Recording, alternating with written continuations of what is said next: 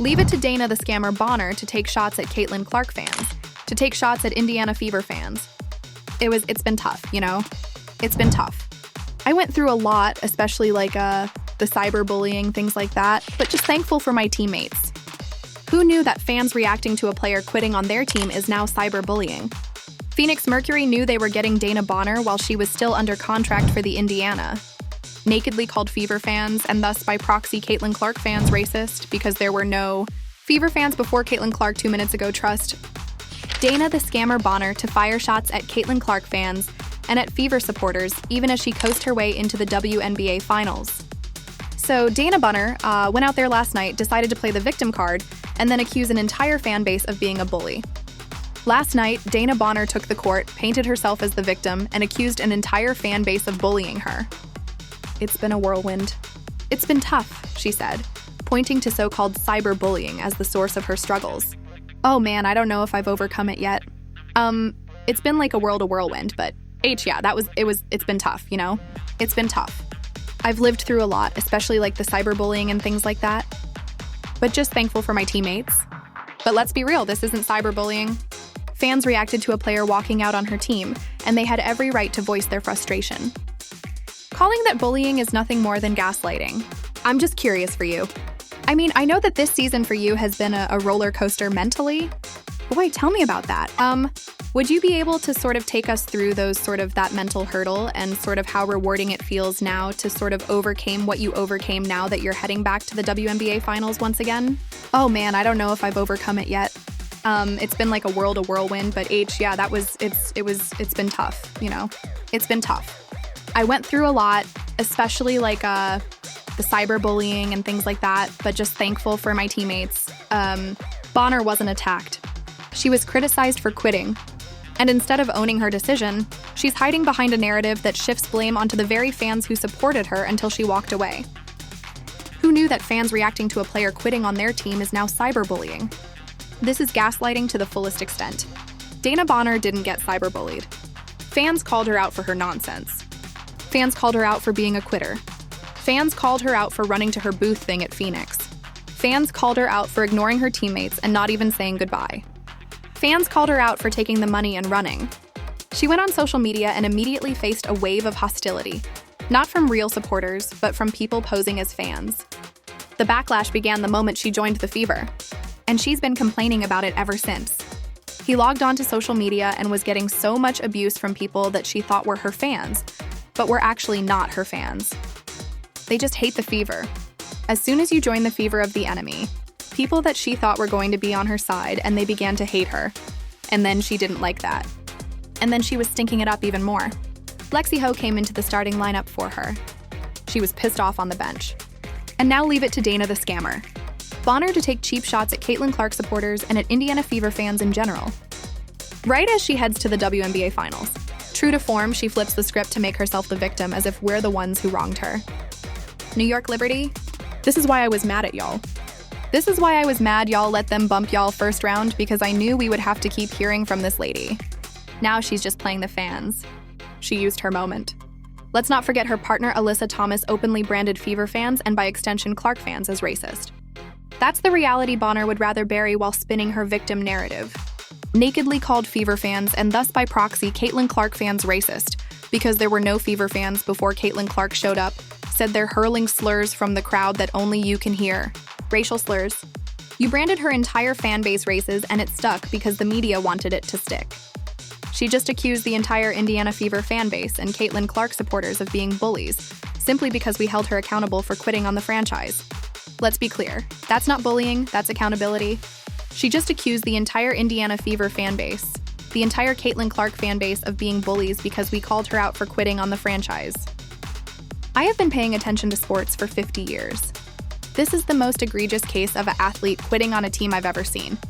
Now, if there was actual sports talk radio over the WNBA, oh man, her response, it's been tough. I went through a lot, especially the cyberbullying and things like that.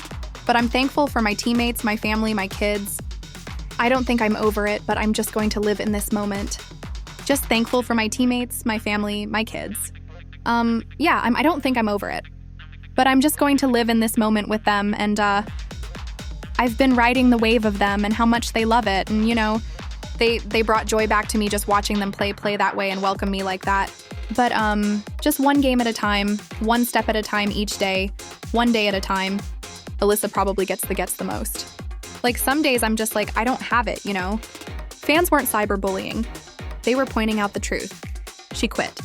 She ran off to Phoenix to be with her boyfriend, left her teammates hanging, and cashed the checks on her way out.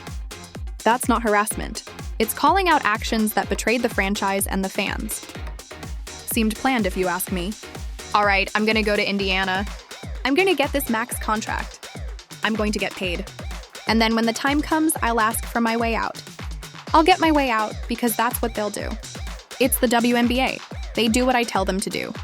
And then I'll just go to Phoenix and I'll compete over there.